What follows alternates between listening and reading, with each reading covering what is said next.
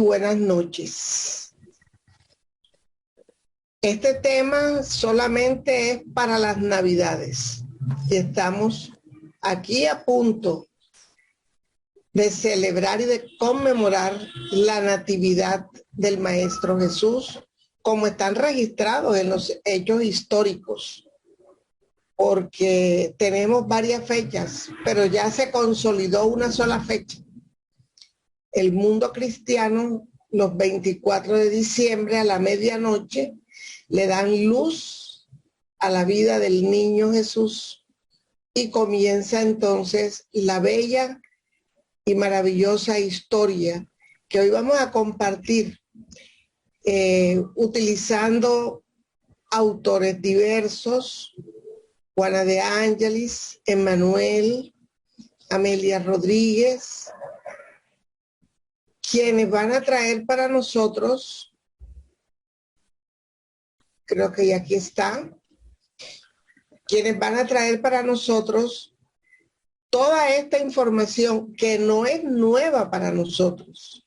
La conocemos, la hemos vivenciado desde que nacimos y llegamos a la educación en los colegios, en la familia. Cualquiera que haya sido, digamos, la religión que se profesara en nuestras familias, el común denominador era el Evangelio de Jesús, la doctrina de Jesús, comenzando por el nacimiento de Jesús. Entonces, cuando nosotros nos remontamos a este momento del natalicio de Jesús, nos remontamos a este momento, tenemos que recordar que él nació en Belén, en la Palestina, y la Palestina y muchas otras naciones eran parte de ese inmenso imperio romano. Ese imperio romano se extendía en Asia especialmente y gran parte de Europa. Pero allí en Roma, allí estaba el manto opresor sobre ese mundo conocido. Y habían soldados, había ejércitos que luchaban para dominar a los pueblos pobres, afligidos, sin recursos, sin escudos, sin armas.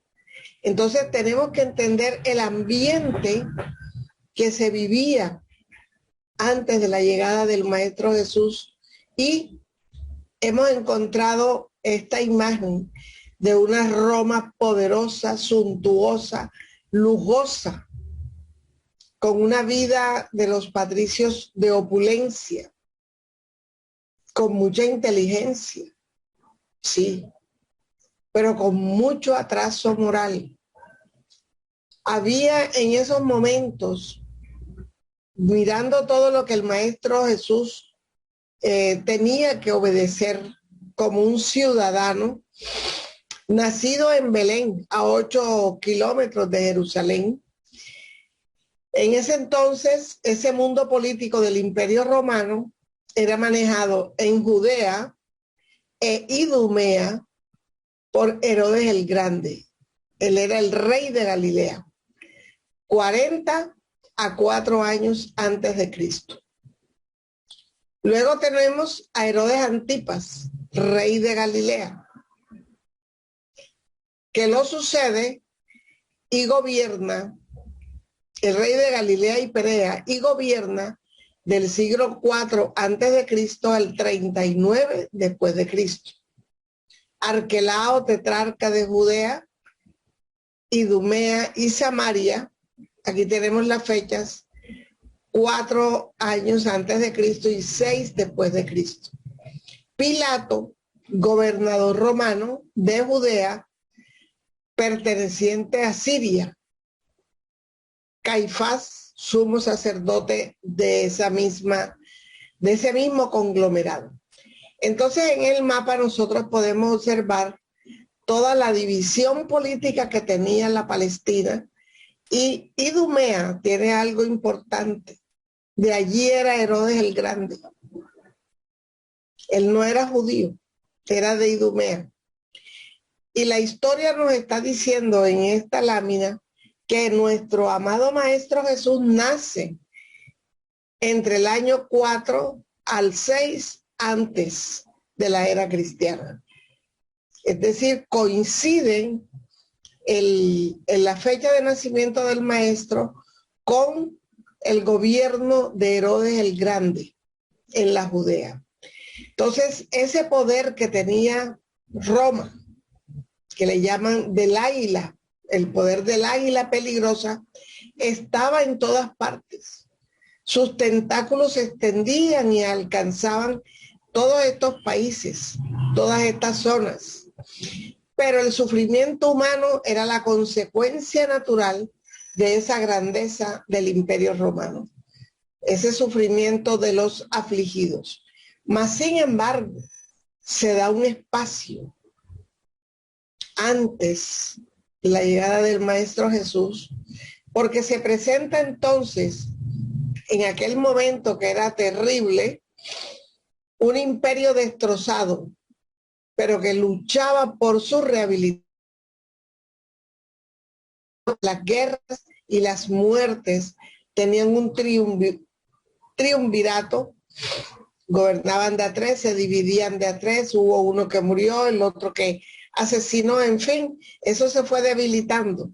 Y eso dio un respiro, un espacio, para que este nuevo régimen pudiera empezar a tener una ola de armonía, donde antes los buitres de la guerra devoraban miren esta palabra, cadáveres de los pueblos vencidos.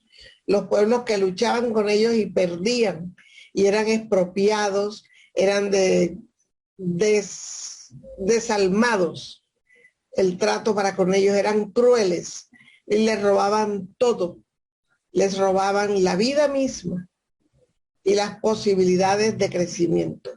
Pero es allí en donde esa ola de armonía que se empieza a desarrollar es la psicosfera que empieza a extenderse y a cubrir ese mundo abatido en ese momento. Aquí tenemos nuevamente este mapa de la Palestina,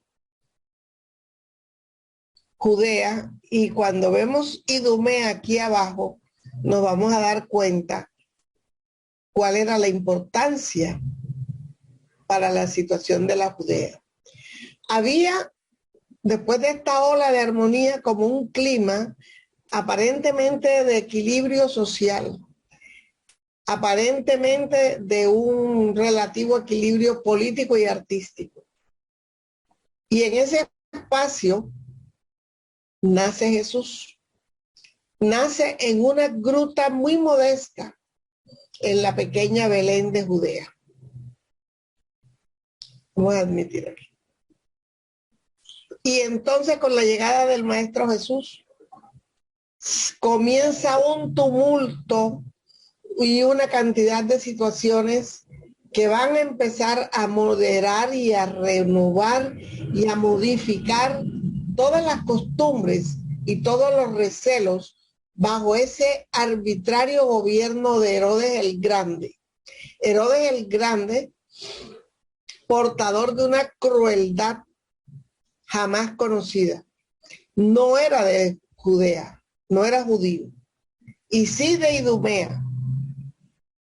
Y detestaba al pueblo que gobernaba, es decir, detestaba a los judíos, mientras que a su vez él era odiado por aquellos que sufrían su yugo imperioso.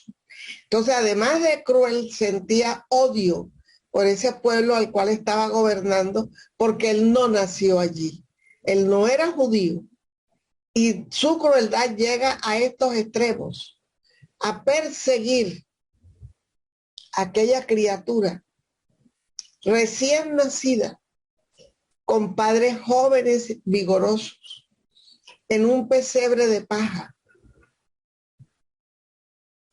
en una calidad humana inmensa, con una humildad ejemplar. Y empieza entonces Herodes el Grande, a perseguir a todos los recién nacidos de 2 años y menos, porque ya había recibido la visita de los reyes que venían del lejano oriente, que traían obsequios para el niño, el Mesías. Ellos tenían la guía de una estrella, que no era más que la conjugación de varios cuerpos celestes que brindaban una luz inmensa, poderosa, penetrante, que alertaron a estos reyes y siguiendo la señal de esa estrella de Belén, llegaron al punto. Y allí Herodes le avisó: cuando lo encuentren me dicen para yo también irlo a adorar. Ellos sabían que eso no era cierto. Entonces viene esa matanza de todos los niños inocentes. Y esa matanza se podía dar en cualquier barrio, en cualquier burgo, así fuesen de los más miserables, como podía darse también en el suntuoso palacio. La humanidad no podía comprender lo que estaba pasando cuando llegó la voz dulce y fuerte envuelta en paz, la voz del Maestro Jesús, enfrentando a esos buitres de la guerra que devoraban los cadáveres de las naciones que habían sido vencidas en esta guerra.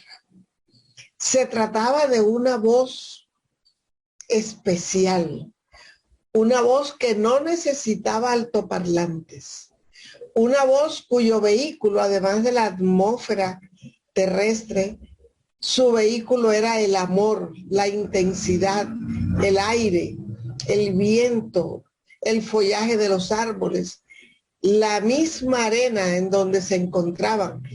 Ponían a caminar esa voz con ese mensaje. Ninguna tempestad lograba silenciar o disminuir su impacto inusual. La voz del Maestro Jesús llegaba a todos los oídos, a todas las mentes, a todos los corazones, a todos y cada uno de los que lo escuchaban con atención. Y llegaba ese mensaje de consuelo, ese mensaje que llenaba de esperanza estas vidas, de fortaleza, de alegría. Reconocían en esa voz y en este personaje al Mesías. Ese mensaje era como una cuchilla afilada que penetraba vibratoriamente los tejidos del corazón, y todos aquellos que lo escuchaban nunca más permanecían indiferentes. Era la voz del llamado Mesías, Jesús de Nazaret, para toda la humanidad, que quedaría impregnada en todos aquellos que al escucharlo replicarían, reproducían para nosotros este mensaje. Él escogió un pequeño grupo de hombres amorosos y con ellos constituyó el modelo de una sociedad feliz. Él los fue llamando, los fue integrando, los fue con su magnetismo atrayendo para convertirlos realmente en pescadores de almas, que era lo que él hacía. Traer ese mensaje para las almas sufridas e incluso para los no sufridos. Era un mensaje para toda la humanidad, porque había un principio que más adelante se revela en su diálogo con el maestro del Sanedrín, Nicodemo, cuando le menciona la necesidad de nacer de nuevo. Él era conocedor de esta ley y sabía que todos aquellos que fueran hoy dictadores, criminales, personas tiranas, pasarían al otro bando, conociendo el mensaje del maestro, haciendo la reforma necesaria. No importa el tiempo. Claro que no debemos perder tiempo. El tiempo es nuestro gran tesoro. Entonces, cuando esta psicosfera de armonía se instala a través de la voz y del mensaje, en ese paisaje del corazón humano, llega la oportunidad de amor y de fraternidad con nuevos modelos éticos existenciales. Es decir, no era solamente una figura externa, no era solamente la armonía que vemos en el ambiente, era que entraba a nuestra alma, entraba a nuestra vida, y ese mensaje hacía que nosotros tuviéramos la convicción de que era el paso que teníamos que dar. ¿Cuál? Aprender las enseñanzas que él traía para tener una conducta ética superior a la que hasta ese momento traíamos. Y él reúne este grupo de 12, los enseña, los prepara, porque ellos van a ser los multiplicadores de su mensaje. Él sabía que no iba a permanecer eternamente y tenía que legar, preparar y hacer ese legado del mensaje que él traía de las leyes divinas y del Padre Celestial para todos nosotros. Es cuando comienza entonces a darse esa serie de revolución por las ideas que él trae. En esas ideas que él trae, que empieza a remover los cimientos del hombre viejo, a hablar de amor y de perdón, a dejar de lado aquel, digamos, aquel pergamino de ojo por ojo y diente por diente, a dejar de lado la lapidación a la mujer adúltera, a dejar de lado todos aquellos vicios que salen del orgullo, que nacen del orgullo, de la prepotencia, del poder, de las vanidades, de las posesiones.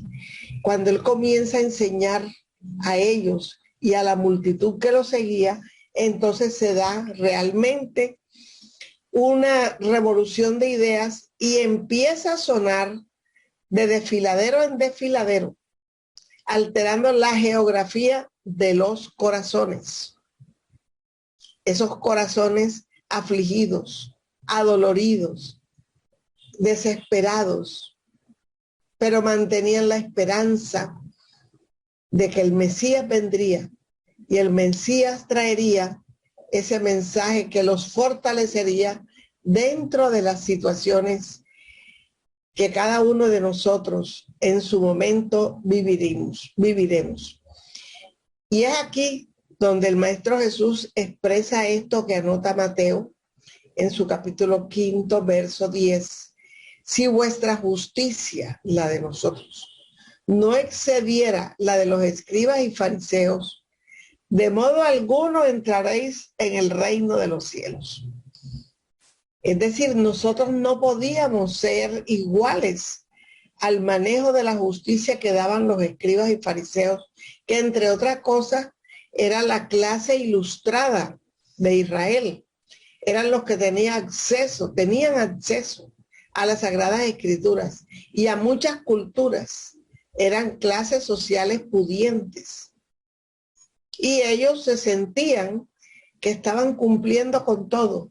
Mas, sin embargo, el Maestro nos advierte, si nuestra justicia no es superior a la de ellos, no entraremos en el reino de los cielos. Es decir, no tendremos felicidad hasta tanto no hagamos los cambios que nosotros necesitamos. Los escribas y fariseos no eran criminales, no eran enemigos de la humanidad. Ellos cumplían con todos los deberes públicos y privados, con todos los mandamientos que fueron creando alrededor de 615. Ellos cumplían respetuosamente esos mandamientos. Respetaban las leyes establecidas. Reverenciaban la revelación divina. Atendían los preceptos de la fe. Es decir, aparentemente ellos eran los modelos. Y por eso se creían con autoridad para determinar, para juzgar, para estigmatizar, para gobernar. Mas el emisario celeste, el Maestro Jesús, dice que la justicia de ellos deja mucho que desear. Es a la que nosotros tenemos que aplicar. Ellos están allí confabulados, sintiéndose los todopoderosos, los que tenían a su haber la sabiduría, el conocimiento, la fortuna, el poder político, todo aquello con lo cual ellos querían manejar a la sociedad. Adoraban al Padre Eterno, pero no vacilaban en humillar al hermano infeliz. Es lo que tenemos que tener de diferente, que tenemos que amar al prójimo como a nosotros mismos, y es la forma de decirle a nuestro Padre Creador: te amamos, te respetamos. Amar a Dios y al prójimo como a nosotros mismos. Yo no puedo amar a Dios y ofender y humillar a mi hermano en desgracia. Repetían fórmulas verbales en el culto a la oración. Sin embargo, esa oración que ellos hacían no exponían el corazón, no ponían sentimientos. Era un rezo, era una repetición de palabras. No había una plegaria, no había una directriz hacia el Eterno. No había humildad en esa petición. Ellos eran correctos en la posición exterior. Sin embargo, no sabían descender del pedestal de falso orgullo, porque sí eran muy orgullosos. Ellos se erguían en ese pedestal para ayudar al prójimo, humillándolo y disculparlo hasta el propio sacrificio. Ellos no hacían eso. Es allí donde está la gran diferencia. Y llega el Maestro Jesús con sus seguidores, con sus discípulos, con los que lo amaban, con los que se sentían tocados en su corazón,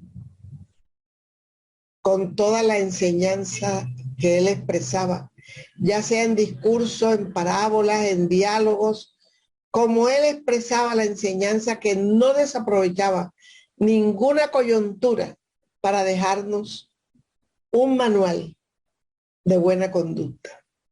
Y él empieza entonces a trazar un nuevo patrón de vida para todos los aprendices que los rodeaban. Es allí cuando Pablo de Tarso, ya convertido, le dice a su amigo Lucas, médico: busca todas las noticias que puedas del Maestro Jesús, de Cristo. Ya Cristo había sido crucificado.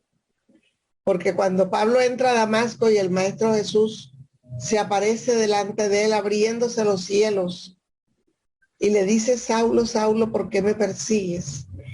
Y llega, guiado por él, llega a la tienda, al hospedaje, donde más tarde llegaría aquel a quien él buscaba para asesinar. Y es quien le impone sus manos, le recupera la vista que había perdido con el impacto de la luz celestial y de la voz del Maestro. Y Lucas es quien le pone a los seguidores de Cristo el nombre de cristiano. Pero viene de Cristo, nuestro amado Maestro Jesús.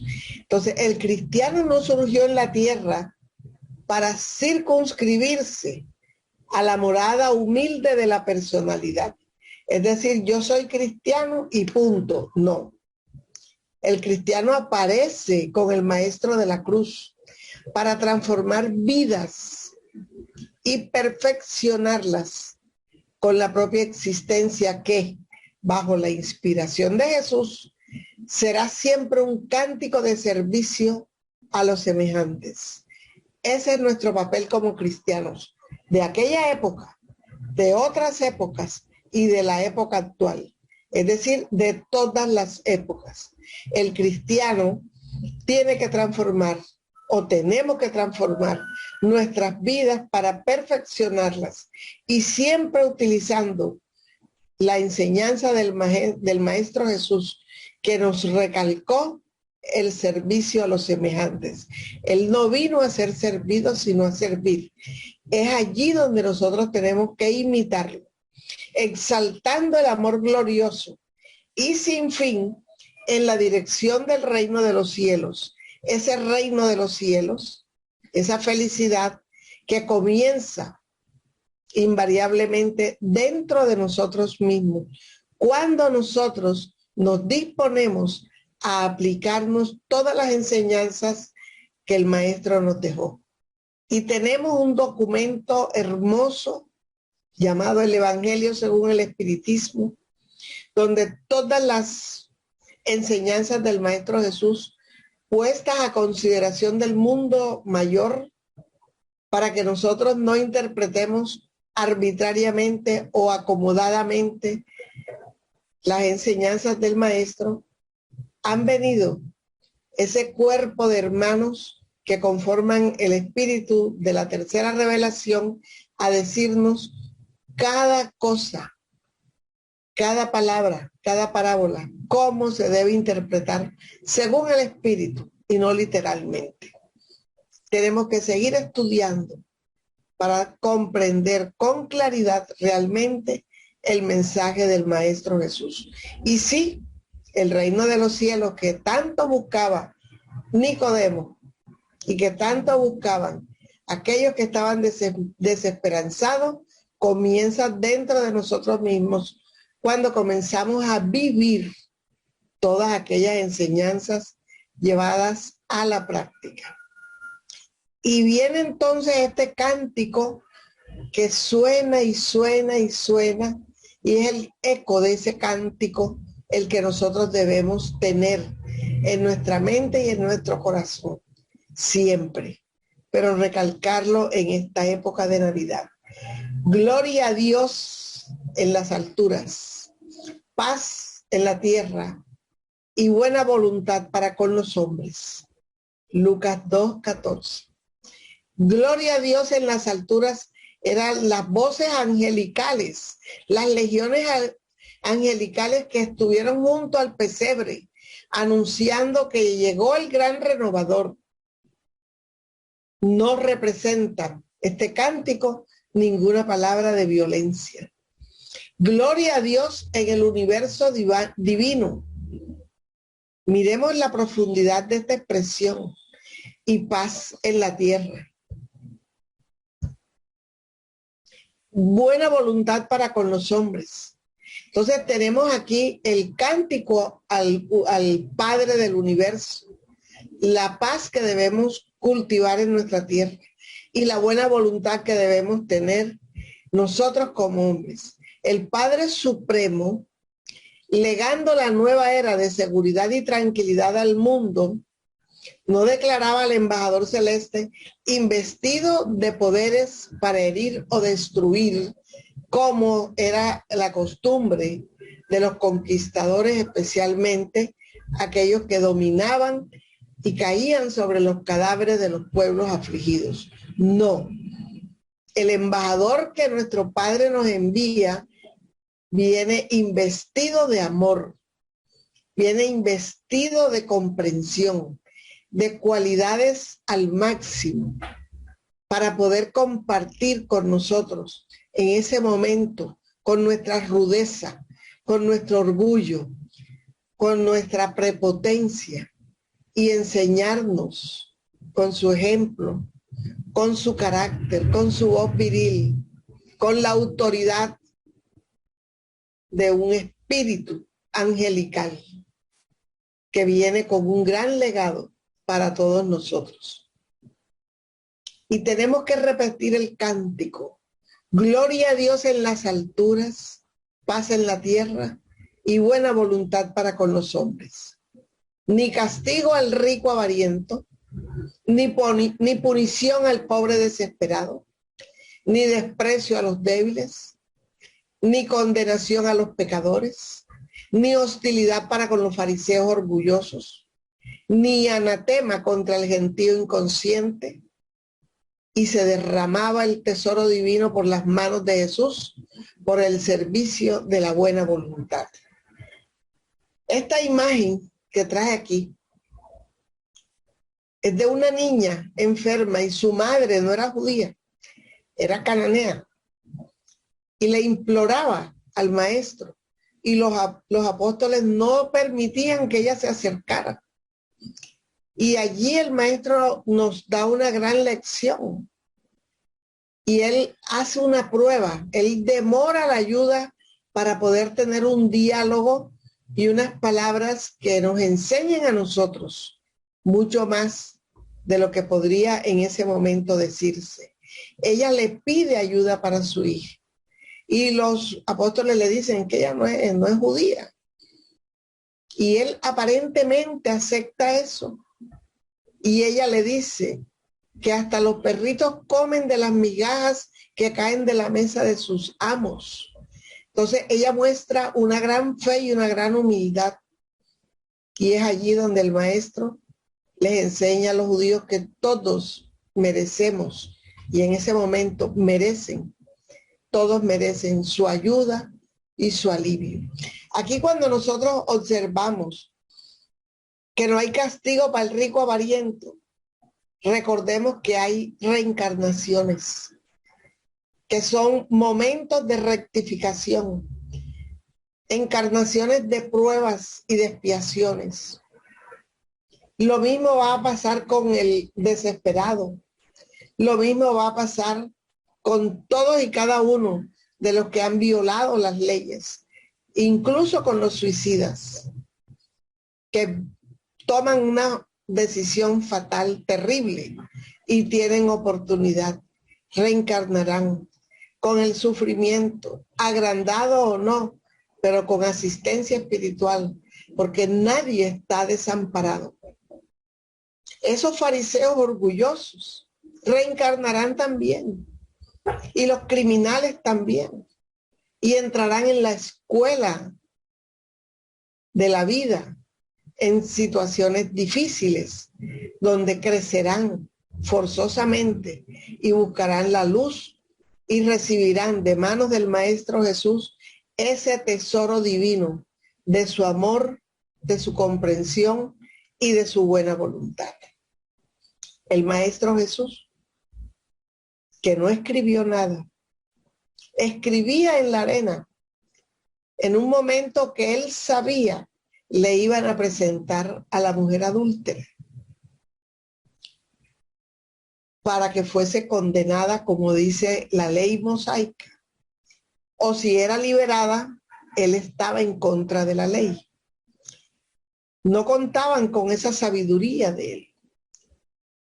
La ley mosaica utilizaba la justicia del ojo por ojo y el diente por diente. Y allí murió esa ley con este ejemplo y estas palabras, este enunciado que hace el Maestro Jesús: el que no tenga pecado, arroje la primera piedra. Y se voltea y sigue escribiendo en la arena. ¡Qué seguridad! La de su autoridad. Porque ha podido caerle una lluvia de piedras a esta mujer. Pero obligó a todos los que la acusaban a hacerse el autoexamen. Tengo pecado, y todos fueron soltando la piedra, porque todos encontraron en su íntimo las faltas cometidas.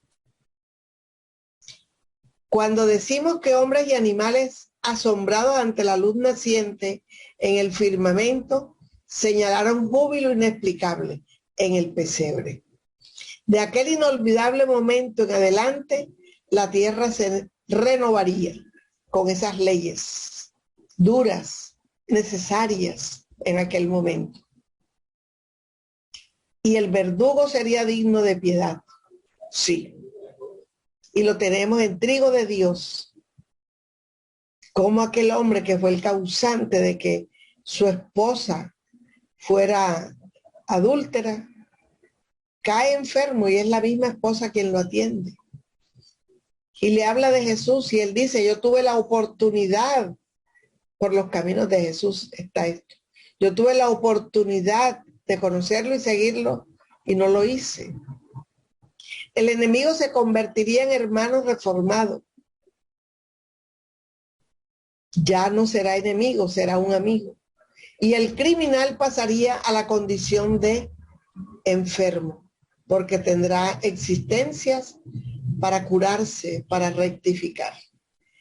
Pero él nos mostraría todo su esplendor, porque él trae consigo ese mensaje real de fraternidad. Y ese mensaje que trae para todos nosotros le permitió a él, desde el momento de su nacimiento hasta el momento en que exhaló en la cruz, en ese madero sanguinolento, su vida orgánica, trajo ese mensaje que lo caminó y lo paseó victorioso en todas las oportunidades que tuvo, en todas esas conferencias, ese mensaje de las bienaventuranzas o cada diálogo como el que tuvo con Nicodemo, o en las palabras personales cuando le dice a la adúltera, vete y no peques más. Cuando le dice a Zaqueo, baja del árbol, esta noche estaré pernoctando en tu casa. Hombre bajito, se tuvo que subir a un sicomoro. Y la gente no entendía por qué, porque lo consideraban pecador porque era cobrador de impuestos. Y el cobrador de impuestos ganaba mucho, le quedaba un buen renglón. Y allí le dice, tienes que compartir tu ganancia. Es decir, tienes que ser caritativo. Tienes que entregar, todo no puede ser para vanidad tuya, para los lujos. Te has ganado el cariño adverso. Comienza a trabajar por tu prójimo necesitado. Tienes con qué. Y ese fue un corazón que accedió. Hermano, que oyes en el pesebre los ecos suaves del cántico milagroso de los ángeles, gloria a Dios en las alturas. Recuerda que el Maestro vino hasta nosotros para que nos amemos los unos a los otros. Oír ese cántico ahora en Navidad es recordar aquello. Es para recordar aquello. Recordar que la Navidad, buena Navidad, debe tener buena voluntad, que debemos extender la simpatía, la amabilidad, la afabilidad para con todos, que realmente tengamos en esta Navidad un cambio más acentuado, porque decimos, yo sí he cambiado, pero es mucho lo que nos falta. Entonces, trabajemos más en ese cambio para que podamos comenzar a vivir realmente con Jesús bajo los esplendores de ese nuevo día. Ese fue el nuevo día de su resurrección ante María Magdalena, que creyó en su palabra, que se quedó en su tumba, que sabía que el Maestro volvería y aparecería, así como un ángel hermoso en el jardín. Entonces, cuando nosotros ya comprendimos esto, nos damos cuenta que la Navidad no es más que vivir el eco de gloria a Dios en las alturas, en la tierra paz y a los hombres de buena voluntad, porque Él vino a edificar el monumento de esa paz en nuestros corazones, con sus enseñanzas, con su ejemplo, con su amor, con su entrega, con su abnegación, y vino a alterar para siempre los conceptos de vida y muerte. ¿Por qué? Porque todos presenciaron su muerte y todos presenciaron su resurrección. Allí hay un cambio en esos conceptos y es la fórmula para que toda su enseñanza, todo su ministerio quedara realmente confirmado con la más alta credibilidad. Así fue como quedó insuperable ese ministerio. Él fue el comandante en jefe de los ejércitos del amor, de ese amor que se esparcía por toda la tierra. porque Él vino y lo ejemplificó, amó, perdonó, marcó directrices, sembrando esperanzas y alegrías, incluso ante las terribles sombras del odio y redes de crueldad y todo lo que Él sufrió. Los azotes, la corona de espinas, las burlas, ese madero infamante, esa deshidratación, esa ingratitud, pero Él no lo veía así. Él veía a unos hermanos todavía enfermos. Él no se arrepintió en ningún momento de haberlos ayudado porque ahora le fueran ingratos, no. Los seguía amando al punto de decirle al Padre, perdónalos. Ellos no saben lo que hacen. Él demostró que el amor es la fuerza más poderosa del universo. Porque siendo el amor manifestación del Padre, esta frase es bella, es el alma de la vida y la vida del ser. El amor es el alma de la vida. Amémonos con todos los problemas que tengamos, con todas las dificultades que tengamos. Seamos más apacibles, más mansos, más tranquilos, más pacificadores. Y empecemos a construir en nosotros la vida misma del amor, de la paz, de la concordia, de todo aquello que nosotros vinimos a realizar. Él presentó la única ética responsable de la felicidad y la vivió, hay error, en todos los momentos de su existencia entre nosotros. Fue honesto, pulcro, veraz, nunca calumnió a nadie, nunca mintió. Todo eso es ética. Decía la verdad siempre y cumplía con su palabra. A Él le tenemos que creer. Le tenemos que creer. Nunca mintió y no nos ha mentido a nosotros. Tenemos que seguir su camino, porque realmente Él ha sido el hombre que nos ha venido a llenar de esperanzas, de fe, a señalarnos esa montaña que tenemos que subir, que tenemos que ascender para llegar a la cima, a través de la superación de nuestros propios defectos. Él dividió el tiempo, la era antes de y después de. Se lanzó en la autodonación, se entregó cuando Él mismo permite ser sacrificado en esas dos toscas vigas, las que formaron la cruz, que se transformaron después en alas de luz para la ascensión al infinito. Nadie jamás será semejante a Jesús. Por muchos siglos. La meta es esa. Máxime cuando Él nos dice ser perfectos como mi Padre. Nos pone un reto. Y cuando el equipo instructor de la humanidad nos dice, ante la pregunta del maestro Kardec, ¿cuál es el arquetipo que debemos tener como ejemplo? Ver a Jesús. El reto nuestro es Jesús. Llegar a ser ese ser arcangélico que hoy es, pero tenemos que dar esos pasos firmes y comenzar desde ya a demostrar que nuestro cambio es un cambio fuerte, es un cambio sin reservas, sin retro, es un cambio que va siempre hacia adelante, siempre hacia adelante. Por todas esas razones es que la Navidad representa el momento en que se va a tejer la túnica nupcial para la grandiosa unión con Él. Recordemos la parábola del festín de las bodas.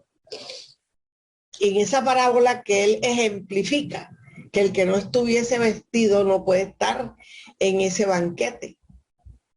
Cuando Él ha llamado a los de Oriente, a los de Occidente, a los del sur y a los del norte, a las bodas de su hijo, y todos los rechazaron. Bueno, entonces recojan a todos los menesterosos, traigan a todo el mundo. No podía pretender que estuviesen bien vestidos. Sin embargo, había uno que Él dice, usted no está preparado para este banquete. No tienes el traje nupcial, que no es más que la vestimenta espiritual con la que nosotros nos presentamos en el futuro, en nuestra vida futura.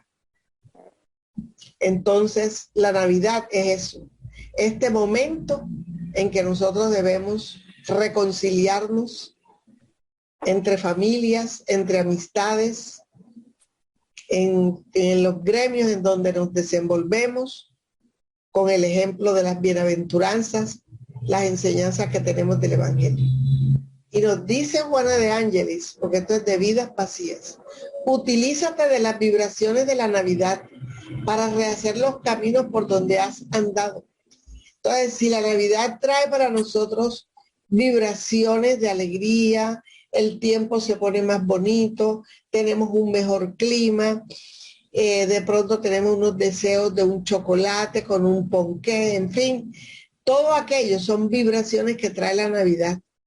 Y eso nos debe permitir a nosotros alimentarnos espiritualmente para modificar nuestro comportamiento para ser mejores, al impulso de aquella voz que ya detallamos, esa voz llena de paz, de melodía, que atraviesa los vientos, los valles, que llega a nuestra conciencia y poder nosotros experimentar la alegría del bien en el propio corazón, porque nos hemos reconciliado, porque nos estamos amando unos a otros, porque nos estamos respetando, porque no estamos estigmatizando. Este es el hombre.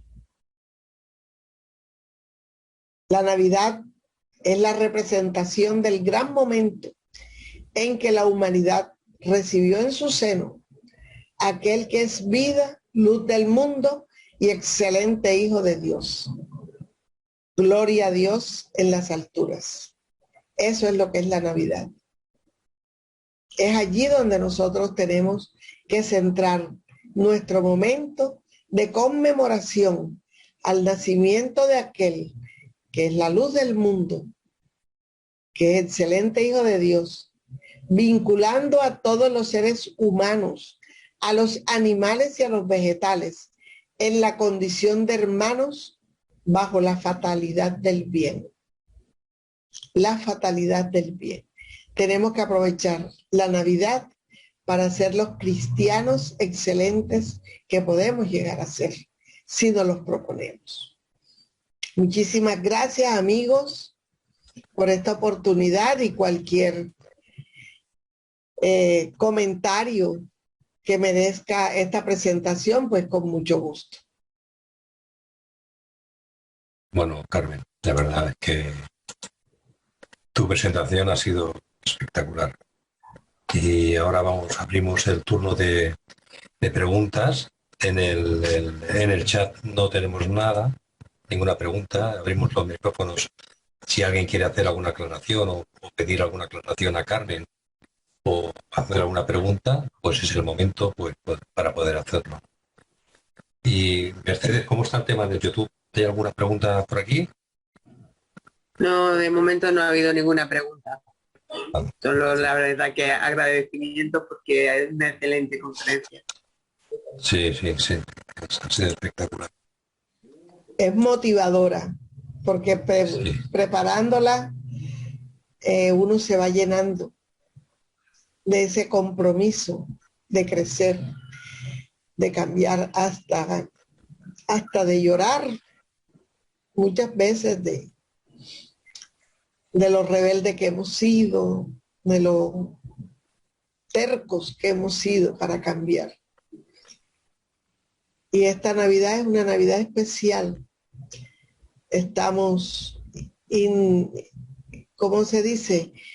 Internacionalmente vinculados por el corazón y la mente y el ideal espírita. Pero que eso que sentimos es para todos nuestros hermanos alrededor nuestro, aunque no sean espíritas. Aunque necesiten siquiera el saludo, la sonrisa, la palabra, ser escuchados, mantener la disciplina y mantener el coraje de seguir siendo espíritas.